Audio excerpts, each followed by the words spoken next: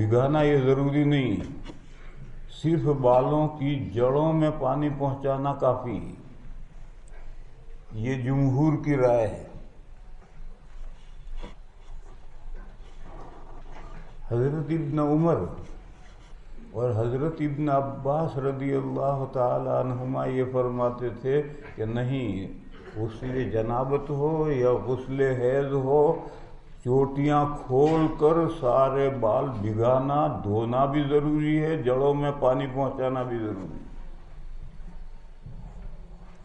حضرت امام بخاری علیہ الرحمہ فرق کرتے ہیں کہ غسل جنابت میں تو ضروری نہیں ہے، جڑوں میں پانی پہنچا دینا کافی ہے، مگر حیض کے غسل میں ضروری ہے۔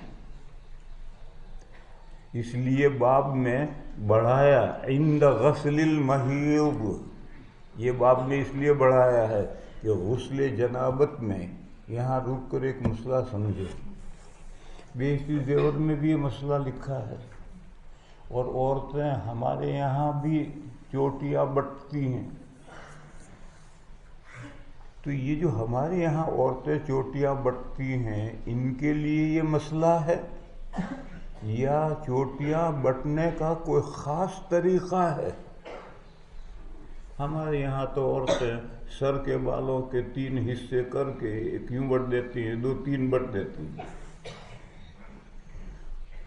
ان کو کھولنے میں تھوڑی دیر لگتی ہے، لیکن بہت زیادہ دیر نہیں لگتی، اور پھر نہا کر کے کنگھی کر کے پھر دوبارہ بٹ لینے میں بھی کوئی زیادہ وقت نہیں لگتا۔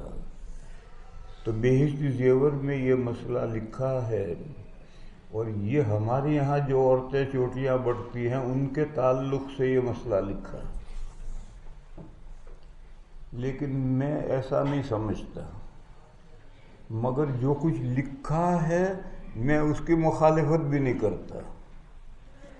اصل کیا ہے تم نے دیکھا نہیں، افریقہ میں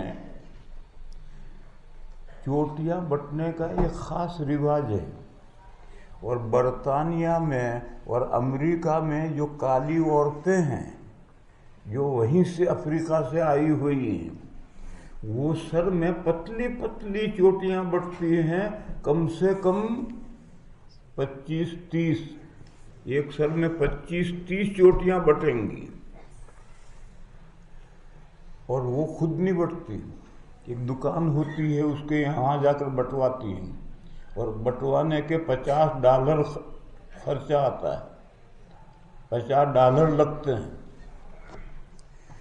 ان چوٹیوں کو کھولنا پڑے تو گھنٹہ لگے گا، ہر چوٹی کو اتنی مضبوط بٹی ہوئی ہوتی ہیں کہ اس کو گھنٹہ لگے گا، اور جو عورتیں ایسی چوٹیاں بٹواتی ہیں وہ اگر چوٹیوں کے بغیر رہیں تو سر میں درد ہو جائے گا، ان کو نہا کر فوراً چوٹیاں بٹوانی ہیں۔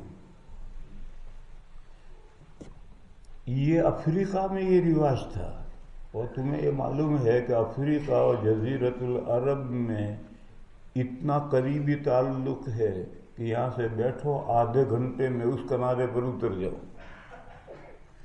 اور افریقہ غریب ملک تھا، اب بھی غریب ملک ہے، وہاں سے کھانے کمانے کے لیے بہت کثرت سے لوگ ادھر آتے تھے، جزیرۃ العرب میں آتے تھے، جتنے حبشی تھے اور حبشنیں تھی وہ سب وہیں سے آئے ہوئے تھے۔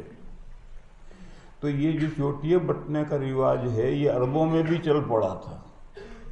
خود ازواج مطہرات میں سے حضرت ام سلمہ اس طرح کی چوٹیاں بٹتی تھی۔ یہ جو افریقہ میں چوٹیاں بٹنے کا رواج ہے، میں حدیثوں کا مصداق اس کو سمجھتا ہوں، کیونکہ ان کو کھولنے میں 1 گھنٹہ لگے گا، پھر نہانے کے بعد میں پھر دوبارہ فوراً ہی بٹوانے پڑیں گے، تو $100 خرچ آئے گا۔ چلو دکان پر نہ جاؤ، گھروں میں ایک دوسرے سے بٹوا لے۔ پہلے سادہ معاشرے میں عورتیں آپس میں ایک دوسرے کی بٹ لیتی تھی، تو ابھی اس میں کافی وقت لگتا ہے۔ تو ان چوٹیوں کے لیے یہ فیسیلٹی ہے کہ وہ چوٹیاں نہ کھولیں، چوٹیاں کو نہ بھگائیں، جڑوں میں پانی پہنچا دیں، تو غسل جنابت بھی ہو جائے گا، غسل حیض بھی ہو جائے گا۔ لیکن بہشتی زیور میں یہ مسئلہ ہمارے یہاں کی عورتیں جس طرح سے چوٹیاں بڑھتی ہیں ان کے تعلق سے لکھا، یہ میرے نزدیک صحیح نہیں، مگر میں اس میں مخالفت بھی نہیں کرتا، ٹھیک ہے۔ کئی مسائل ہیں، مثلا مدت سفر کتنی ہے؟ حدیثوں میں 3 ایام و لیالیہا آیا ہے، 3 رات دن کی مسافت۔ اب سواریاں تیز رفتار ہو گئی، 3 رات دن کی مسافت تو 1 گھنٹے میں طے ہو جاتی ہے، مگر ساری دنیا کے مفتی ہوئے 48 میل لیے بیٹھے ہیں، تو میں کیوں کروں مخالفت ان کی؟ مجھے کیا باولے کتے نے کاٹا ہے؟ باقی ہے غلط، یہ جو 48 میل مدت سفر چل رہی ہے وہ ہے غلط۔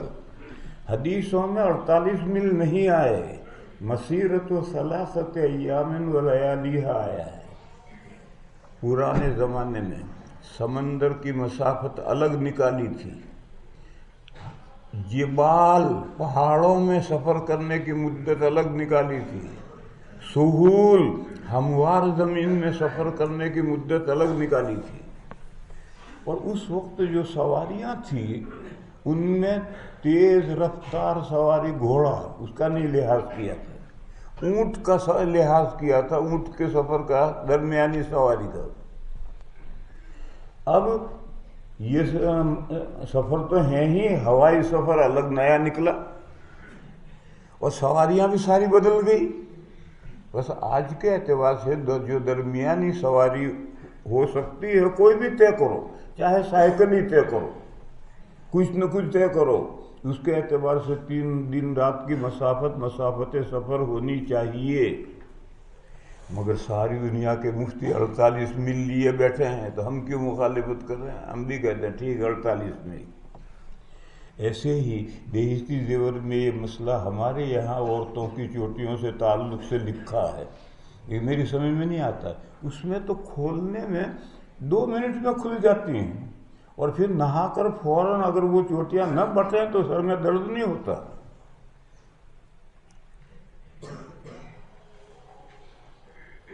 تو حضرت امام یہ فرماتے ہیں مسئلہ عام تھا، غسل جنابت ہو یا غسل حیض ہو، یہ چوٹیاں ان کو کھولنا ضروری نہیں، دھونا بھی ضروری نہیں، بھگانا بھی ضروری نہیں، جڑوں میں پانی پہنچا دو۔ حضرت فرق کرتے ہیں کہ نہیں، جنابت میں تو کھولنا ضروری نہیں، لیکن غسل حیض میں یہ چوٹیاں کھولنی پڑیں گی۔ یہ جو حضرت فرق کر رہے ہیں ان کی دلیل جو ہے اس پر غور کرنا ہے۔ باب نقض المرأة شعرها عند غسل المحيض وبه قال حدثنا عبيد بن إسماعيل قال حدثنا أبو أسامة عن هشام عن أبيه عن عائشة قالت خرجنا موافين هلال ذي الحجة۔ موافینا کا مفہوم ہے ذی الحجہ کا چاند نظر آنے ہی والا تھا۔ وافا موافاتن کے معنی 2 چیزوں کا ایک دوسرے کے موافق ہو جانا، بس موافینا کا مفہوم ہے ذی الحجہ کا چاند نظر آنے والا ہی تھا۔ 25 ذی قعدہ کو حضور مدینہ سے روانہ ہوئے ہیں حج کے لیے، تو 25 29 30 ذی الحجہ کا چاند ہونے ہی والا تھا۔ موافین لہلال ذی الحجہ قال رسول اللہ صلی اللہ علیہ وسلم من احب، حضور نے پہلے سے کہہ دیا جس کو عمرے کا احرام باندھنا ہو عمرے کا باندھے، حج کا باندھنا ہو حج کا باندھے۔ حالانکہ ایسا نہیں تھا، اس وقت تو عمرے کا کوئی تصور ہی نہیں تھا۔ من احب ان یحل بعمرۃ فلیحل فانی لولا، یہ تو حضور نے فرمایا تھا جب مکہ پہنچے، سب حج کا احرام باندھ کر گئے ہیں، مکہ میں پہنچ کر حضور کی رائے بدلی، اور حضور نے اپنے اجتہاد سے، پہلے میں نے بتلایا تھا کہ کہ عربوں کا جو تصور تھا وہ ٹھیک تھا، مگر عرب جزیرت العرب کی حد تک طواف اور حج اور عمرہ کرتے تھے، تو جزیرت العرب میں سے عمرے کے لیے الگ آنا کیا مشکل ہے۔ مگر حضور کی امت تو پوری دنیا میں پوری زمین پر ہے، اور پوری زمین پر سے 2 سفر کرنا، ایک حج کے لیے ایک عمرے کے لیے الگ سفر کرنا، یہ بہت دشوار ہے۔ اس لیے حضور کی رائے بنی کہ ایک ہی سفر میں دونوں کی گنجائش ہونی چاہیے۔ چنانچہ جو حج کا احرام باندھ کر آئے تھے ان کو حکم دیا کہ احرام کھول کر احرام عمرے کی نیت کر ڈالو، نیت بدل ڈالو عمرے کی، اور طواف اور سعی کر کے احرام کھول دو۔ مگر حضور احرام نہیں کھول رہے تھے، تو صحابہ کو احرام کھولنے میں تکلف ہو رہا تھا، کیونکہ جاہلیت سے جو تصور آ رہا تھا کہ جس کو جس سال حج کرنا ہے اس سال عمرہ کرنا بہت بڑا گناہ ہے، وہ تصور ایک دم نکلتے نکلتے تھوڑے نکلے گا۔ حضور خود اگر عمرے کا احرام کر کے طواف اور سعی کر کے احرام حضور کھول دیتے تو صحابہ کے لیے کوئی دشواری نہیں تھی، مگر حضور تو احرام کھول نہیں رہے، اور حضور اس لیے نہیں کھول رہے کہ حضور کے ساتھ قربانی کے جانور ہیں، اور جس کے پاس بھی قربانی کا جانور ہے وہ قربانی جب تک ذبح نہ ہو احرام نہیں کھول سکتا، اور قربانی ذبح ہوگی 10 تاریخ کو۔ تو اس موقع پر حضور نے لوگوں سے کہا، دیکھو بھائی، جو بات بعد میں میری سمجھ میں آئی، یہ بات اگر میری سمجھ میں پہلے سے آ جاتی، لو استقبلت، اگر یہ پہلے سے میری سمجھ میں آ گئی، مستدبرت، وہ بات جو بعد میں میرے ذہن میں آئی، تو میں قربانی لاتا ہی نہیں، اور میں بھی عمرہ کر کے احرام کھول دیتا، مگر پہلے سے میرے ذہن میں یہ بات نہیں آئی، بعد میں آئی، اور اب میری مجبوری ہے، میرے ساتھ قربانیاں ہیں۔ تو یہ مکے میں حضور نے فرمایا تھا، ذوالحلیفہ میں نہیں فرمایا۔ فَإِنِّي لَوْلَا إِنِّي أَهْدَيْتُ لَأَهْلَلْتُ بِعُمْرَةٍ فَأَحَلَّ بَعْضُهُمْ بِعُمْرَةٍ وَأَحَلَّ بَعْضُهُمْ بِحَجٍّ وَكُنْتُ أَنَا مِمَّنْ أَحَلَّ بِعُمْرَةٍ فَأَدْرَكَنِي يَوْمُ عَرَفَةَ، یہ بھی روایت کا اختلاف ہے۔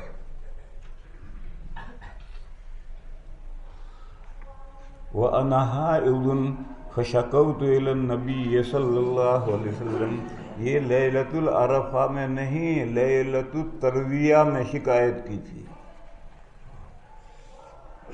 یعنی 7 اور 8 کے بیچ کی جو رات ہے لیلۃ الترویہ، اس میں شکایت کی تھی کہ میرا کیا ہوگا، میں نے تو ابھی حج کے احرام کی نیت تو میں نے بدل دی، عمرے کے احرام کی نیت کر لی، مگر میں ابھی پاک نہیں ہوئی، اور میں نے طواف اور سعی کر کے عمرے کا احرام کھولا نہیں ہے، تو پھر میں حج کیسے کروں گی؟ فشکوت الی النبی صلی اللہ علیہ وسلم فقال دعی عمرتک، یہاں سے حنفیہ نے یہ لیا ہے کہ حضرت عائشہ نے اپنا عمرے کا احرام توڑ دیا تھا، چھوڑ تو تیرے عمرے کو، وانقضی رأسک، اور اپنے سر کو توڑ لے، یعنی سر کی مینڈیاں زلفیں کھول لے۔ یہاں سے حضرت نے استدلال کیا ہے کہ حائضہ جب غسل کرے تو سر کی چوٹیاں کھولنی ضروری ہیں، حضور نے حضرت عائشہ سے یہ فرمایا، استدلال کی جگہ یہ ہے، اپنے سر کی چوٹیاں کھول لو۔ ابو داؤد میں ہے کہ نہا لو، پھر تیل وغیرہ بالوں میں ڈال کر کنگھی کر لو، تو چوٹیاں کھول لو۔ یہاں سے حضرت نے استدلال کیا ہے کہ حیض کے غسل میں چوٹیاں کھولنا ضروری ہے، مگر سوچنے کی بات یہ ہے کہ یہ حیض بند ہونے پر غسل کہاں ہے؟ ابھی تو حیض جاری ہے، یہ تو دوران حیض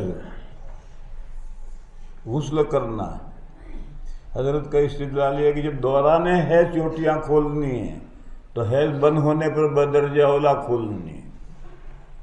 یہ حضرت کا استدلال بدل جائے گا کہ جب حیض کے درمیان میں چوٹیاں کھولنی ہیں تو حیض بند ہونے پر جو نہائے گی اس میں بدرجہ اولا کھولنی۔ بس اس دلیل کا صحیح جواب یہ ہے کہ یہ امر ارشادی ہے۔ ارشاد باب افعال، اس کے معنی ہیں کسی کو بھلائی کی کوئی بات بتانا جو اس کے لیے مفید ہو، وہ بات اس کو بتانا، وہ شرعی حکم نہیں ہوتا ہے۔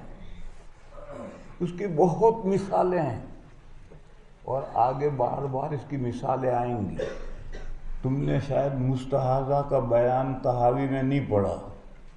مستحاضہ کا بیان پڑھو گے تو حضور نے کسی مستحاضہ کو روزانہ 5 غسل کرنے کا حکم دیا ہے کہ ہر نماز سے پہلے تسلے میں پانی بھر کر بیٹھو، پھر نہاؤ، پھر نماز پڑھو۔ کسی مستحاضہ کو 3 غسل کرنے کا حکم دیا ہے، اور ظہر عصر کے لیے ایک غسل، مغرب عشاء کے لیے ایک غسل، جبکہ چاروں ائمہ متفق ہیں کہ یہ غسل ضروری نہیں ہے۔ چاروں ائمہ متفق ہیں کہ مستحاضہ کے لیے وہ معذور ہے، اور جو معذور کے احکام ہیں وہی احکام اس پر لگیں گے۔ 5 غسل کرنا یا 3 غسل کرنا ضروری نہیں ہے، چاروں ائمہ متفق ہیں۔ پھر یہ حضور نے جو حکم دیا اس کو کہیں گے امر ارشادی۔ مستحاضہ کو اس کی بھلائی کی ایک بات بتائی، بطور علاج کے اسے بتایا کہ اگر اس طرح سے تو روزانہ 5 غسل کرے گی یا 3 غسل کرے گی تیری بیماری جلدی ٹھیک ہو جائے گی۔ یہ امر ارشادی کی ایک مثال ہے، ایسی بہت مثالیں آئیں گی امر ارشادی کی۔ یہ جو حضور نے فرمایا کہ بال کھول لو، نہا لو، تیل کنگھی کر لو اور پھر حج کا احرام باندھو، یہ امر ارشادی ہے۔ اب سوچو ذوالحلیفہ سے چلے ہوئے کتنے دن ہوئے ہیں؟ 10 دن میں مکہ پہنچے ہیں، اور یہ پورا راستہ ریت ریت ریت، اور جزیرۃ العرب میں ہوائیں اتنی چلتی ہیں کہ ریت بہتی ہے۔ پھر یہاں آئے ہیں 4 تاریخ کو، تو 4، 5، 6، 7 اور اب 8ویں تاریخ آ گئی ہے، تو 14 دن ہو گئے ہیں۔ اس 14 دن میں نہائے نہیں ہیں، اور اگر نہائے بھی ہیں تو بالوں کو ہاتھ نہیں لگا سکتے، احرام میں بالوں کو ہاتھ نہیں لگا سکتے، تو کیا حال ہو گیا ہوگا؟ اور پھر ابھی 8، 9، 10 تک تو اور احرام حج کا رکھنا ہے، اس لیے سر پراگندہ ہو گیا ہے۔ اس لیے جب احرام توڑنا ہے اور نہانا ہے تو بال بھی ٹھیک کر لو، چوٹیاں کھول کر ان کو بھی اچھی طرح دھو کر تیل کنگھا کر کے بال پھر چوٹیاں بڑھ دو۔ یہ امر ارشادی ہے۔ اس امر ارشادی کو یاد رکھنا ہے، یہ بہت جگہ جگہ کام دے گا۔ کہیں ایسی جگہ آئیں گی جہاں پھنس جاؤ گے اور کوئی جواب نہیں دے سکو گے، کیوں؟ امر ارشادی ہے، اس کو یہ جواب نہیں دو گے، دوسرے جواب دو گے تو تشفی نہیں ہوگی۔ اور میں نے امر ارشادی کی ایک مثال دی ہے، اس مثال کو بھی یاد رکھو۔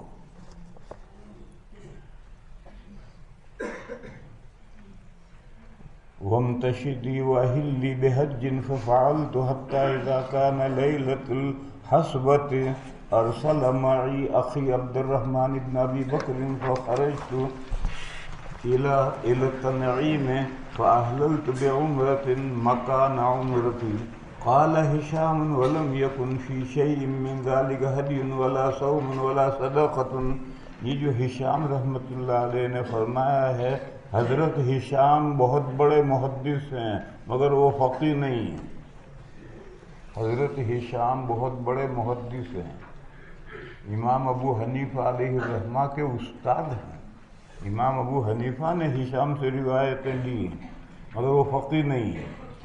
وہ یہ کہتے ہیں کہ یہ جو حضرت عائشہ نے عمرہ توڑا اور نیا عمرہ حج کا احرام باندھا تو اس میں قربانی بھی نہیں ہے، روزہ بھی نہیں ہے، صدقہ بھی نہیں ہے۔ تحفۃ القاری میں اس جگہ غلطی ہوئی ہے اور اس غلطی کی اصلاح 12ویں جلد کے آخر میں ہے۔ یہاں سے ایک خاص عبارت ہے، اسے کاٹ ڈالنی ہے۔ میں نے بتلایا تھا کہ عمرے کا احرام توڑیں گے تو قربانی بھی کرنی ہے اور قضا بھی کرنی ہے، اور حضرت کا یہ فرمانا کہ قربانی نہیں ہے، روزہ اور صدقہ نہیں، یہ تو ٹھیک ہے، روزہ اور صدقہ نہیں ہے، قربانی بھی نہیں ہے، یہ نہیں، قربانی تو کرنی پڑے گی اور قضا بھی کرنی پڑے گی۔ قال ہشام ولم یکن فی شیء من ذلک ہدی ولا صوم ولا صدقۃ باب قول اللہ عز وجل مخلقۃ وغیر مخلقۃ۔ یہ باب ذرا پیچیدہ ہے۔ میں نے کہا تھا کہ ایک باب آگے ٹیڑھا آ رہا، وہ یہ نہیں ہے، وہ آگے آ رہا ہے، وہ ہے 1 مہینے میں 3 حیض آ سکتے ہیں یا نہیں، یہ باب آگے آ رہا ہے۔ یہ اس کا چھوٹا بھائی ہے، تھوڑا سا ٹیڑھا ہے، زیادہ ٹیڑھا نہیں۔ آپ 18ویں پارے کے پہلے رکوع میں یہ مضمون آیا ہے کہ انسان 7 مرحلوں سے گزر کر انسان بنتا ہے۔ ہر انسان مٹی سے بنایا گیا ہے، اور ہر انسان نہیں، اس زمین پر جتنی چیزیں ہیں سب مٹی سے بنی ہیں۔ درخت مٹی سے بنے ہیں، پھل مٹی سے بنے ہیں، پہاڑ مٹی سے بنے ہیں، ہر چیز مٹی سے بنی ہے۔ پھر دادا بھی مٹی سے بنے ہیں، مگر وہ مٹی سے دادا بننے تک کن مرحلوں سے گزرے تھے معلوم نہیں۔ آدم علیہ السلام کا جو پتلا بنا ہے مٹی سے، تو کن کن مراحل سے گزرا ہے، اس کی تفصیل قرآن و حدیث میں نہیں آئی۔ اتنی بات طے ہے کہ دادا بھی مٹی سے بنے ہیں، لیکن مٹی سے دادا بننے تک کیا کیا مرحلے بیچ میں گزرے ہیں معلوم نہیں۔ اور دادا کی جو اولاد، وہ بھی ساری اولاد ہم سب مٹی سے بنے ہیں اور 7 مرحلوں سے گزر کر بنتے ہیں۔ اس کا ذکر قرآن میں آیا ہے، 18ویں پارے کے پہلے رکوع میں آیا ہے۔ مٹی میں سے غذائیں نکلتی ہیں، اس کو انسان کھاتا ہے تو بدن میں خون بنتا ہے۔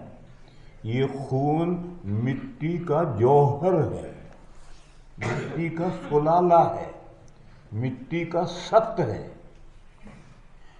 وَلَقَدْ خَلَقْنَا الْإِنسَانَ مِنْ سُلَالَةٍ مِّن طِينٍ، 2 مرحلے آ گئے، 3 پھر اس کا سلالہ، یعنی خون سے مادہ بنتا ہے۔ مادہ، 2 مادے جب رحم مادر میں پہنچتے ہیں تو 40 دن کے بعد وہ مادہ علقہ بن جاتا ہے، کلیجی جیسا خون بستہ بن جاتا ہے۔ پھر 40 دن گزرتے ہیں تو گوشت کی بوٹی بن جاتا ہے، مضغہ۔ پھر اس گوشت کی بوٹی میں سفید سفید دھاگے پیدا ہوتے ہیں، یہ دھاگے بڑھ کر 360 ہڈیاں بن جاتے ہیں۔ پھر جو گوشت بچا وہ گوشت ہڈیوں کے اوپر تقسیم کر دیا جاتا ہے، کہیں زیادہ کہیں کم۔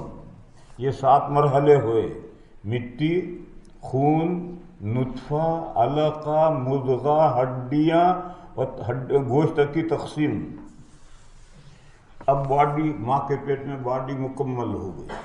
یہ 4 مہینے 20 دن میں مکمل ہوتی ہے۔ حمل ٹھہرنے سے 4 مہینے 20 دن میں ماں کے پیٹ میں یہ باڈی مکمل ہوتی ہے۔ جب باڈی مکمل ہوئی تو اللہ تعالیٰ ایک فرشتے کو حکم دیتے ہیں اور وہ عالم ارواح سے اس روح کو، جس روح کے لیے یہ باڈی بنائی ہے، وہ روح لا کر اس باڈی میں ڈال دیتا ہے۔ رات کو عورت سوتی ہے، اس کے پیٹ میں کوئی حرکت نہیں، صبح اٹھی تو پیٹ میں بچہ گھوم رہا، کب زندہ ہو گیا اللہ جانے۔ یہ جو حمل ٹھہرا، اسی وقت سے ایک فرشتہ مقرر ہوتا ہے، وہ اللہ میاں سے پوچھتا ہے کہ حمل جو اس مرحلے میں ہے، اسی مرحلے میں حمل کو گر جانا ہے یا آگے بڑھنا ہے؟ نطفہ فرشتہ پوچھے گا، مخلقتن او غیر مخلقتن، اس کو اسی حال میں گر جانا ہے یا آگے بڑھنا ہے؟ اگر حکم آیا کہ گر جانا ہے تو نطفہ گر جاتا ہے، اور حکم آیا کہ نہیں مخلقتن، آگے بڑھنا ہے، تو پھر وہ 40 دن کے بعد فرشتہ اس کی حفاظت کرتا رہتا ہے، پھر وہ 40 دن کے بعد میں علقہ بن جاتا ہے۔ جب علقہ بن گیا تو فرشتہ پھر پوچھتا ہے مخلقتن او غیر مخلقتن، حکم آیا غیر مخلقتن تو علقہ ہونے کی حالت میں حمل گر جائے گا، اور حکم آیا مخلقتن تو 40 دن کے بعد میں وہ مضغہ بن جائے گا۔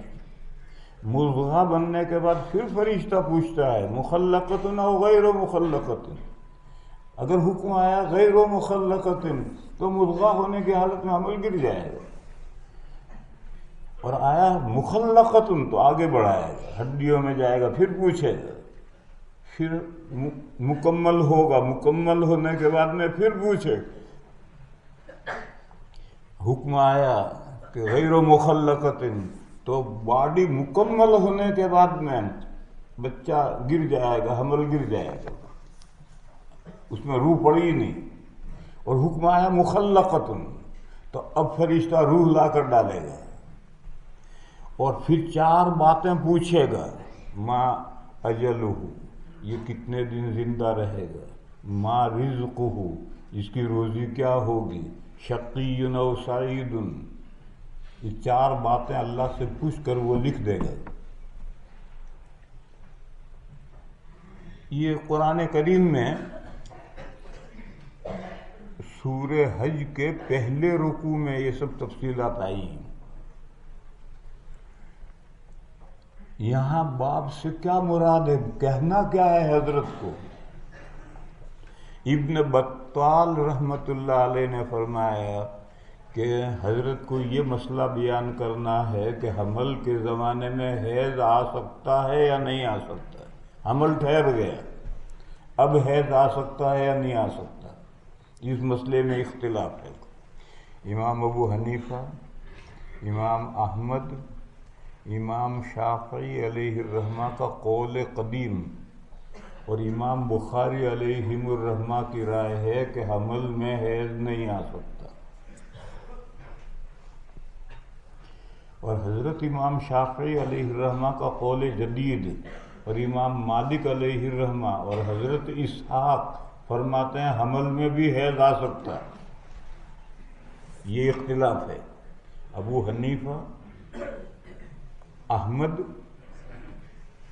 امام شافعی علیہ الرحمہ کا قول قدیم اور امام بخاری ان کے ساتھ ہیں کہ حمل میں حیض نہیں آ سکتا، اور امام شافعی علیہ الرحمہ کا قول جدید اور امام مالک کا مذہب اور حضرت اسحاق بن راہویہ کی رائے ہے کہ حمل میں حیض آ سکتا ہے۔ امام بخاری علیہ الرحمہ کی دلیل حیض نہیں آ سکتا، حمل کے زمانے میں حیض نہیں آ سکتا، دلیل یہ ہے کہ فرشتے کو دربان رکھا ہے، نگرانی کر رہا ہے، اب بھی اگر رحم کا منہ کھل جائے گا اور خون، حیض کا خون آئے گا، حیض کا خون تو رحم کے اندر سے آتا ہے، منہ کھلے گا جبھی خون نکلے گا، تو پھر فرشتے کی نگرانی سے فائدہ کیا ہوا؟ یہ کوئی دارالعلوم کے نگران تھوڑا ہے کہ بیٹھے ہیں، سو رہے ہیں، کتے جا رہے ہیں اندر۔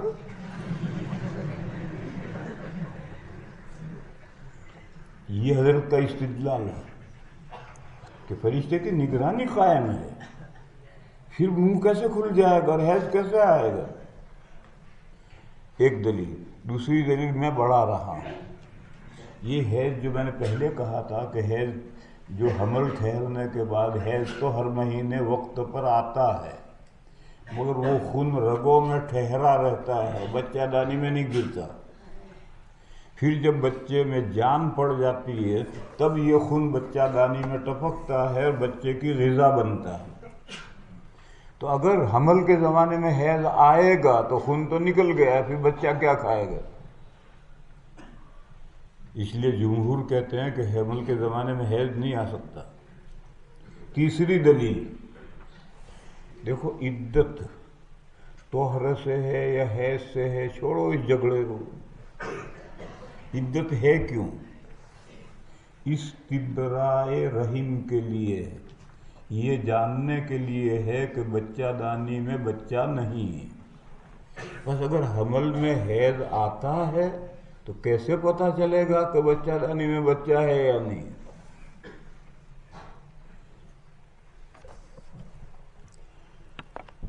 باب قول اللہ عز وجل مخلقۃ وغیر مخلقۃ۔ ابن بطال رحمۃ اللہ علیہ نے اس باب کا مقصد یہ بیان کیا ہے کہ حضرت کو یہ بیان کرنا ہے کہ حیض کے زمانے میں، وہ حمل کے زمانے میں حیض نہیں آ سکتا، فرشتے کی نگرانی ہے۔ اگر حیض آنے لگے بچہ دانی کا منہ کھل جائے تو فرشتے کی نگرانی کا کیا فائدہ ہو؟ وبه قال حدثنا مسدد قال حدثنا حماد عن عبید اللہ بن ابی بکر عن انس بن مالک عن النبی صلی اللہ علیہ وسلم قال ان اللہ تبارک وتعالی وکل، ذمہ دار بنایا ہے۔ وکیل، سہارنپور جا رہا تھا ایک آدمی، اس کو ہم نے 100 روپے دیے کہ میرے لیے بھینس کا انڈا لیتے آئیے، یہ وکیل ہے، ذمہ دار بنایا۔ وکل بالرحیم، رحیم عربی میں ہا کے زیر کے ساتھ ہے۔ ملکن یقول یا رب نطفہ یا رب علقہ یا رب مضغہ، یہ سارے سوال ایک سانس میں نہیں ہوتے ہیں، 40 دن کے وقفے سے ہوتے ہیں۔ فَإِذَا أَرَادَ اللَّهُ أَن يَقْضِيَ خَلْقَهُ قال ذکر ام انثى شقی ام سعید فما الرزق وما الاجل قال فیکتب فی بطن امه باب کیف تحل الحائض بالحج والعمرة۔ اس باب میں کوئی مسئلہ نہیں ہے۔ پاک عورت جس طرح سے احرام باندھتی ہے، حالت حیض میں جو عورت ہے اور وہ حج یا عمرے کا احرام باندھنا چاہے تو وہ بھی اسی طرح باندھے گی،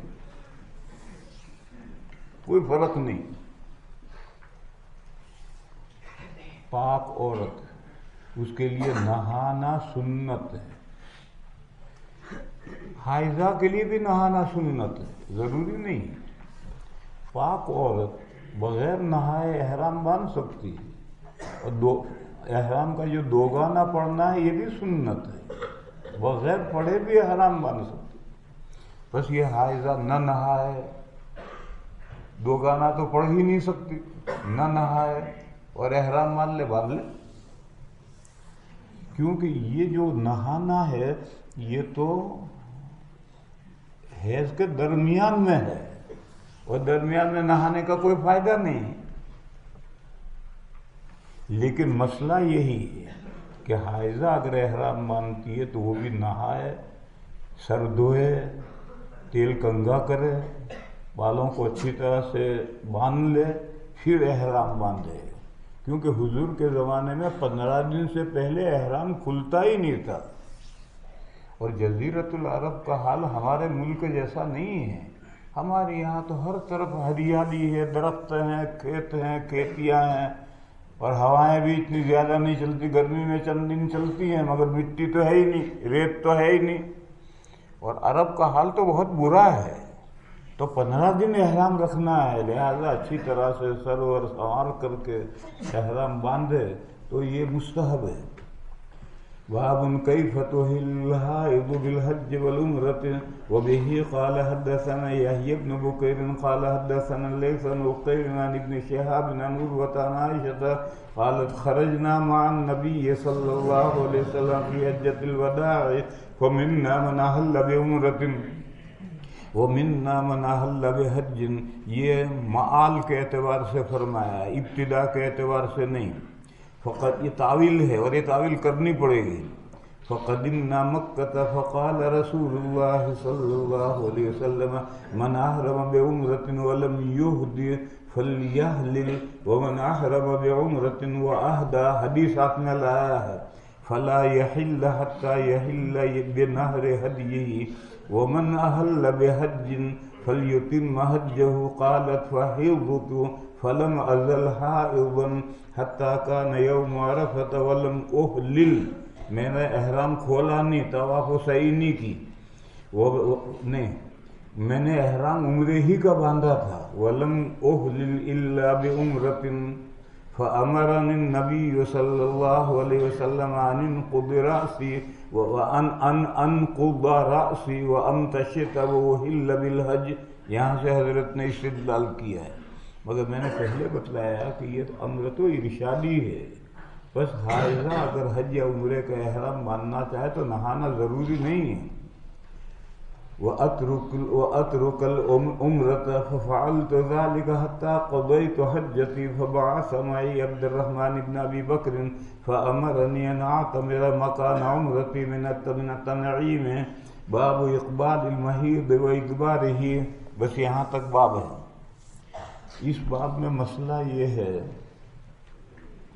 کہ تمیز بالدم کا اعتبار ہے یا نہیں.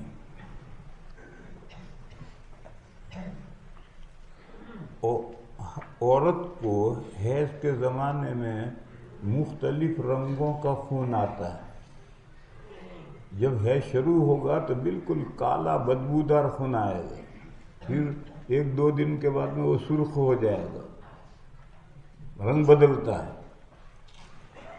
تو اس باب میں مسئلہ یہ ہے کہ تمیز بالدم کا اعتبار ہے یا نہیں.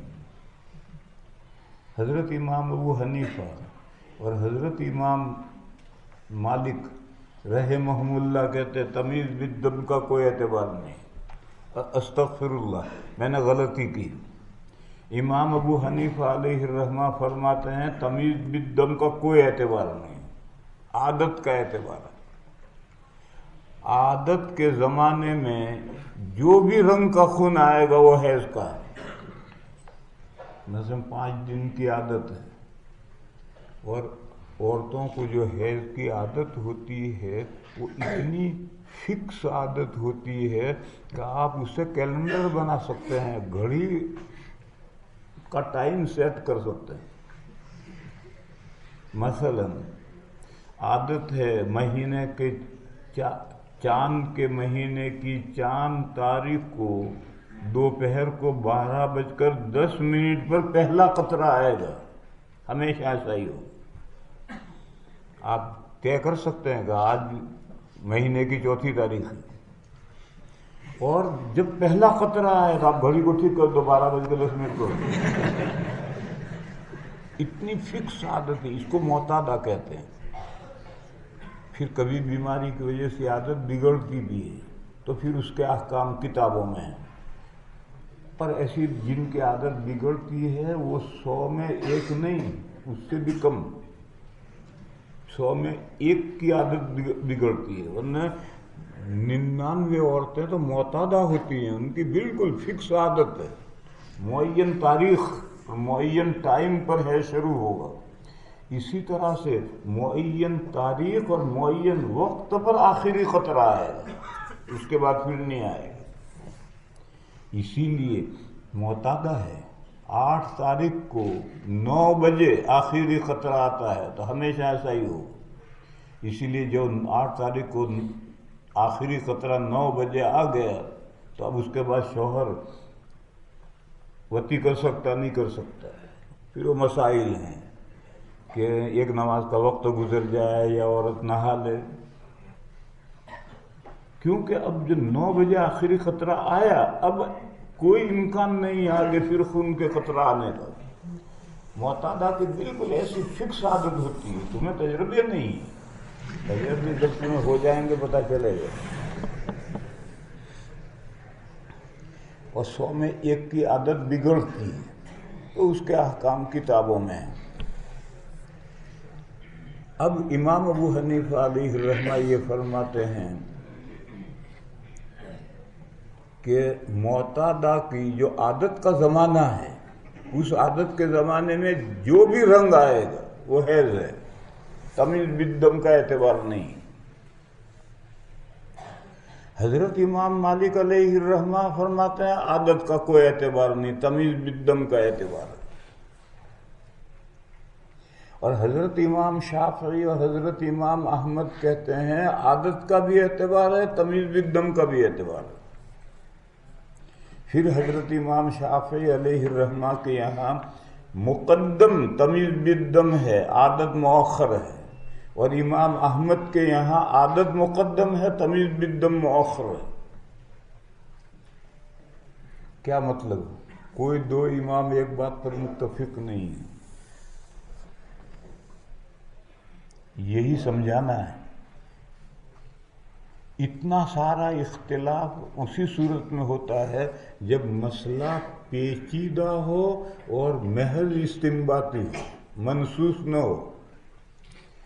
منصوص مسائل میں اختلافات ہوتے ہیں لیکن اتنے نہیں ہوتے، اور مستنبط مسائل میں بھی اختلافات ہوتے ہیں مگر اتنے نہیں ہوتے. لیکن جو مستنبط مسئلہ پیچیدہ ہے اس میں اختلافات بہت ہو جاتے ہیں. ہر آدمی کی اپنی رائے الگ ہو جاتی ہے. بس یہی سمجھانا ہے، تمہیں کوئی مذاہب یاد نہیں رکھوانا ہے. امام ابو حنیفہ علیہ الرحمہ فرماتے ہیں معتادہ کے لیے عادت کا اعتبار ہے، تمیز بالدم کا کوئی اعتبار نہیں. اس کے عادت کے زمانے میں جس رنگ کا بھی خون آئے وہ حیض کا خون ہے.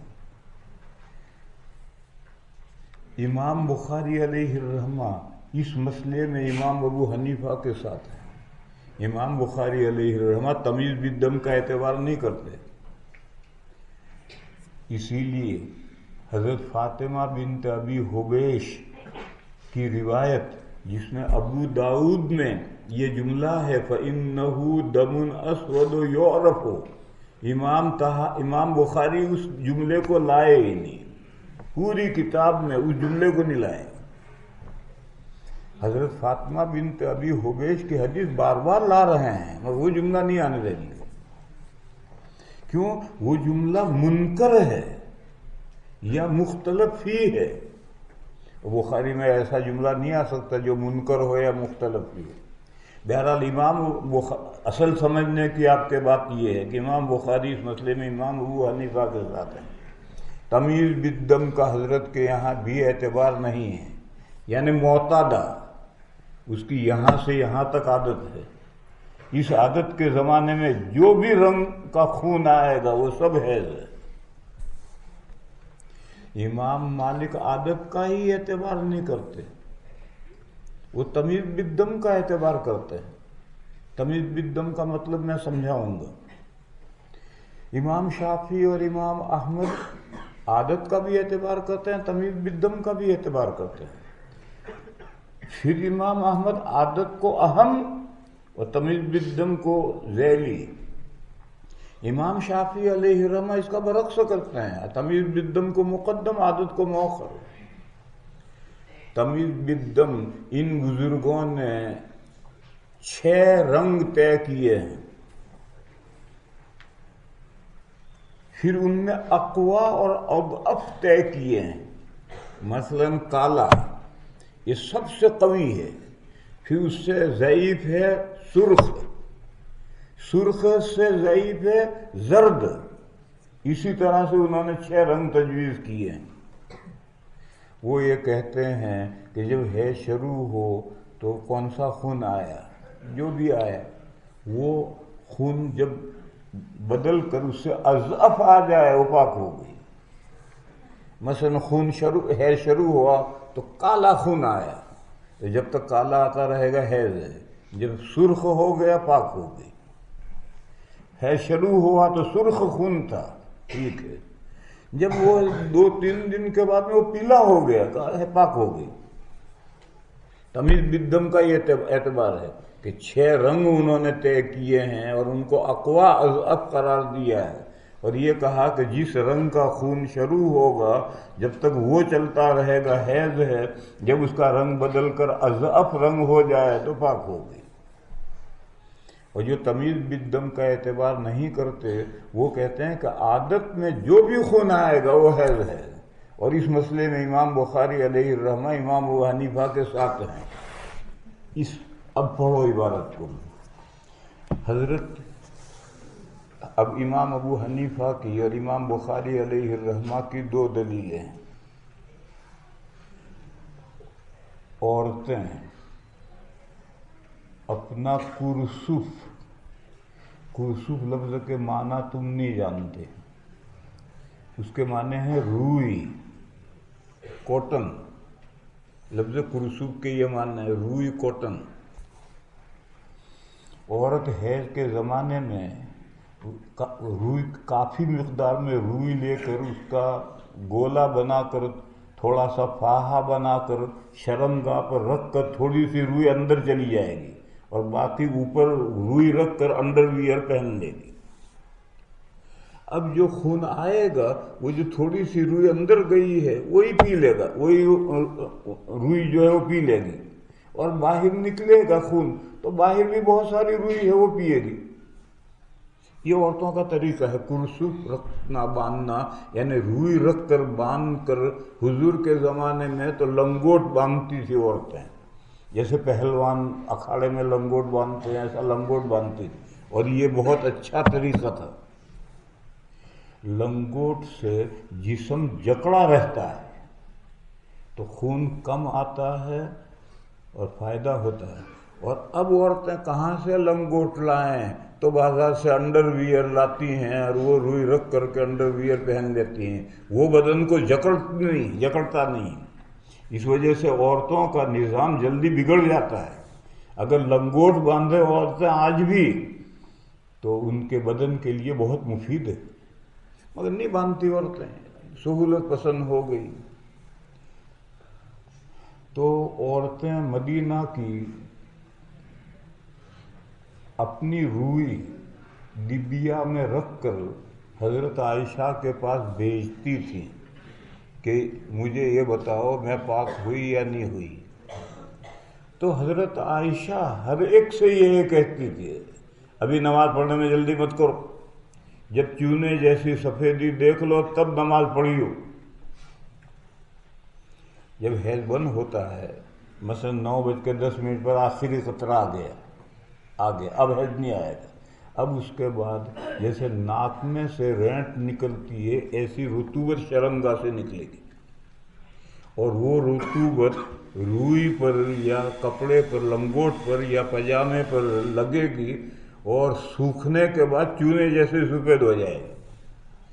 تو یہ کہتی تھی القصۃ البیضاء، سفید چونا، ایسا جب تک تم نہ دیکھو وہاں تو نماز مت پڑھو۔ اس سے معلوم ہوا کہ عادت کے زمانے میں جو بھی رنگ آئے وہ حیض ہے۔ پاک کب ہوگی؟ حتی تری القصۃ البیضاء، چونے جیسی سفیدی دیکھے تب پاک ہو۔ دوسری دلیل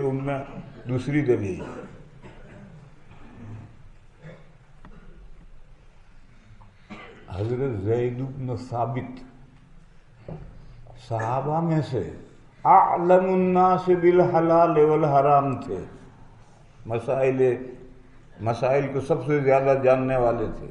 ان کی بیٹی، باپ کی بیٹی ہے، مدینہ کی عورتیں رات میں بار بار اٹھ کر بتی جلا کر، حضور کے زمانے میں گھروں میں بتیاں نہیں جلتی تھیں، وہ بتی جلا کر اپنی وہ روئی جو حیض کے زمانے میں انہوں نے رکھی ہے اس روئی کو نکال کر بار بار دیکھتی تھی کہ پاک ہوئی یا نہیں ہوئی۔ تو حضرت زید کی صاحبزادی نے عورتوں پر تنقید کی کہ یہ کیا حماقت شروع کر دی تم نے، حضور کے زمانے میں عورتیں یہ نہیں کرتی تھی۔ صبح اٹھو، اب روئی دیکھو، اگر روئی پر سفید چونے جیسی سفیدی ہے تو رات میں کسی وقت پاک ہو گئی، نہا کر کے عشاء کی نماز قضا کر لو، اور اگر ابھی چونے جیسی سفیدی نہیں آئی تو ابھی حیض جاری ہے، پاک نہیں ہوئی، صبح اٹھ کر دیکھو، رات میں بار بار اٹھ کر دیکھنا۔ یہ تو حضور کے زمانے میں عورتیں ایسا نہیں کرتی تھی۔ تیسری دلیل حضرت ام عطیہ رضی اللہ تعالی عنہا کا قول ہے کہ صفرا زرد اور قدرہ مٹیالہ، اس دو رنگوں کو ہم کچھ شمار نہیں کرتے، یعنی مد عادت میں اگر ان دو رنگوں کے خون آئیں تو ہم اس کو پاکی نہیں شمار کرتے تھے۔ یہ تین دلیلیں ہیں کہ کسی بھی رنگ کا خون آئے گا، تمیز بالدم کا اعتبار نہیں ہے۔ اقبال و ادبار کے معنی بتلائے ہیں، سامنے سے ادھر آئے اقبال ہے، یہاں سے ادھر جائے ادوار۔ حیض کا اقبال یعنی حیض شروع ہو گیا، حیض کا ادوار یعنی حیض بند ہو گیا۔ باب اقبال الحیض و ادوارہ وکن نساء یبعثن الی عائشۃ بالدرجۃ ڈبیا فیہ الکرسف، اس ڈبیا میں روئی ہوتی تھی، فیہ الصفرۃ، اس روئی میں پیلا رنگ ہوتا تھا، فتقول لا تعجلن حتى ترين القصة البيضاء تريد بذلك الطهر من الحيضة۔ وبلغ بنت زيد بن ثابت أن النساء يدعون بالمصابيح من جوف الليل ينظرن إلى الطهر، فقالت ما كان النبي صلى الله عليه وسلم ما كان النساء يصنعن هذا، وعابت عليهن۔ وبه قال حدثنا عبد الله بن محمد قال حدثنا سفيان بن هشام عن أبي عائشة أن فاطمة بنت أبي حبيش كانت تستحاض فسألت النبي صلى الله عليه وسلم فقال ذلك عرق وليس بالحيضة، فإذا أقبلت الحيضة فدعي الصلاة وإذا أدبرت فاغتسلي وصلي۔ باب لا تقضي الحائض الصلاة، یہ مسئلہ جانتے ہو تم۔ وقال جابر بن عبد الله وابو سعید عن النبی صلی اللہ علیہ وسلم تدعو الصلاة، ان دونوں کی روایتوں میں بھی یہ مضمون ہے کہ حائضہ نماز نہیں پڑھے گی۔ ٹھیک ہے، نماز نہیں پڑھے گی، قضا کرے گی نہیں کرے گی، حضرت نے باب قائم کیا قضا بھی نہیں کرے گی۔ وبه قال حدثنا موسیٰ، کیوں؟ اگر قضا واجب کرو گے تو تکرار ہو جائے گی، 7 دن حیض رہا تو 35 نمازیں اس کے ذمے ہو گئی، اب پاک ہوئی تو پاک ہونے کے بعد میں روزانہ کی 5 تو پڑھنی ہے اور وہ 35 کی قضا بھی کرنی۔ پھر بچے ہو گئے ہیں ٹیٹے میں اور شوہر ہے بدتمیز، ناشتہ لاؤ جلدی سے، اور اگر ساس بھی ہے تو خدا کی پناہ۔ شیکسپیئر سے پوچھا، یہ یورپ کا بڑا کمبخت فلسفی گزرا، شیکسپیئر سے پوچھا دنیا میں سب سے خوش نصیب عورت کون ہے؟ اس نے کہا دادی ہوا۔ لوگوں نے پوچھا کیسے؟ کہا ان کی ساس نہیں تھی۔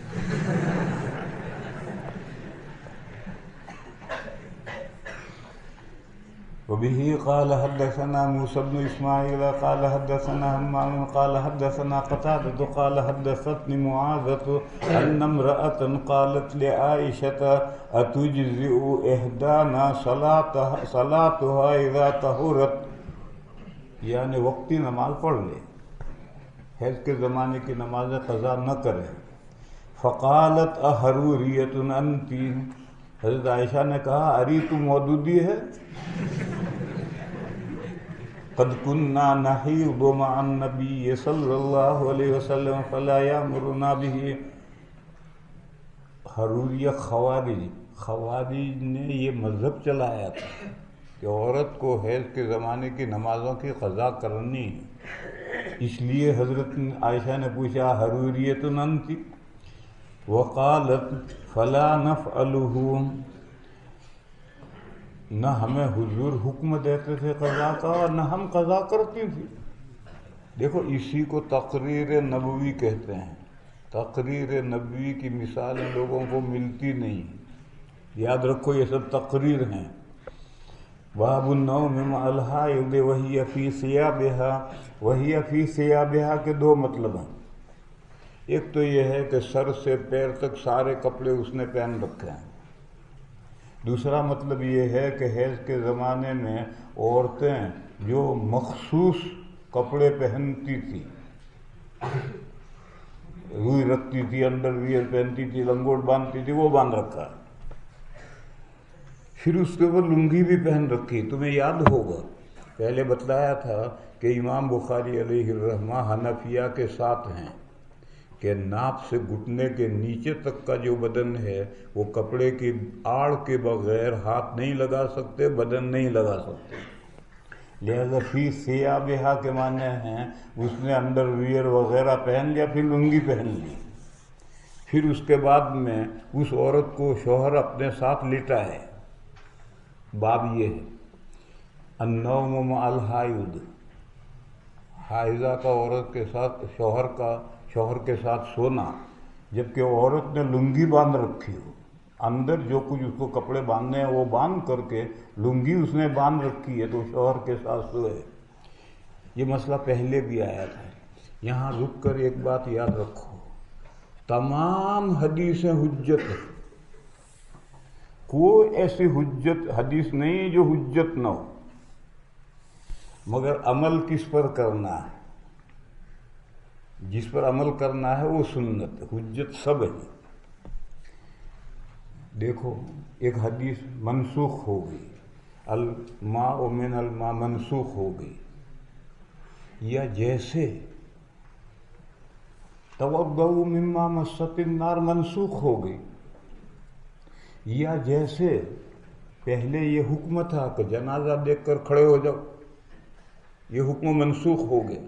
یہ سب اپنے اپنے زمانے میں احادیث معمول بہا تھی اور اس وقت میں اس حکم کی حکمتیں تھیں۔ حضرت شاہ ولی اللہ صاحب علیہ الرحمہ نے حجت اللہ میں ان حدیثوں کی بھی حکمتیں بیان کی ہیں کہ جب یہ حکم تھا کہ جنازہ دیکھ کر کھڑے ہو جاؤ، کیا حکمت تھی؟ ٹھیک ہے بعد میں وہ حکم منسوخ ہو گیا، اب اس پر عمل نہیں کرنا، مگر ایک زمانے میں وہ حکمت تھا تو کیا حکمت تھی؟ معلوم ہوا کہ وہ حدیث بھی حجت ہے، وہ اپنے زمانے میں، اب وہ منسوخ ہو گیا، اب اس پر عمل نہیں کرنا، اب سنت نہیں ہے مگر حجت وہ بھی ہے۔ تمام منسوخ حدیثیں بھی حجت ہیں، اپنے اپنے زمانے میں ان پر عمل ہونا تھا، اپنے اپنے زمانے میں وہ سنت بھی تھی، بعد میں جب وہ منسوخ ہو گئی تو سنت نہیں رہی۔ اسی طرح سے وہ حدیثیں جو حضور کے ساتھ مخصوص ہیں وہ بھی حجت ہیں، مگر وہ اس پر عمل حضور کو کرنا ہے، امت کو نہیں کرنا۔ وہ حدیثیں بھی حجت ہیں۔ دیکھو اس کے نظیر یہ بندہ ہے، اس کا کوئی پیسہ نہیں ہے تو کتاب الزکوٰۃ کی ساری حدیثیں اس پر عمل نہیں کرنا ہے اسے، لیکن کتاب الزکوٰۃ کی حدیثیں اس کے حق میں بھی حجت ہیں۔ یہ بندہ ہے اس کے پاس میں حج کے بقدر مال نہیں ہے تو کتاب الحج کی حدیثوں پر اسے عمل نہیں کرنا، لیکن کتاب الحج کی حدیثیں بھی حجت ہیں اس کے لیے۔ تو منسوخ حدیثیں بھی حجت ہیں، مخصوص حدیثیں بھی حجت ہیں۔ پھر کبھی سنت اور حدیث اس کے طے کرنے میں فقہا میں اختلاف ہو جاتا ہے۔ دو اماموں نے طے کیا کہ رفع یدین کی حدیث سنت ہے، اور دو اماموں نے طے کیا کہ نہیں ترک رفع کی روایتیں سنت ہیں۔ تو اب ہمارے نزدیک ترک رفع کی روایتیں سنت ہیں، اس کا یہ مطلب تھوڑی ہے کہ رفع یدین کی حدیثیں حجت نہیں، وہ حجت ہیں، مگر جب ان حدیثوں میں تعاقب ہوا تو دو اماموں نے فیصلہ کیا یہ سنت ہیں اور یہ حجت ہے، صرف حجت ہے۔ لہذا پہلی غلط فہمی تو ذہنوں سے یہ نکال دو۔ کل ایک طالب علم نے عصر کے بعد پرچہ دیا تھا، اس سے میں یہ سمجھ رہا ہوں کہ یہ بات لوگوں کے ذہنوں میں غلط سمجھی جا رہی ہے۔ تمام حدیثیں حجت ہیں، اسی لیے جب ہمارا رٹا کا اہل قرآن سے ہوتا ہے تو ہمارا عنوان ہے حجیت حدیث.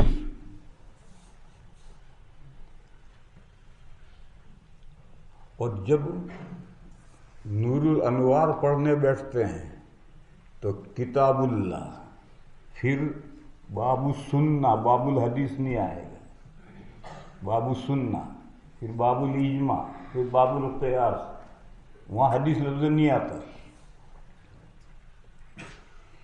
اور اسی لیے بنارس میں ان غیر مقلدین کا جامعہ سلفیہ ہے، وہ ان کا نصاب چھپا ہوا میں نے دیکھا ہے، اس میں اصول فقہ میں ہماری نور الانوار انہوں نے رکھ رکھی ہے.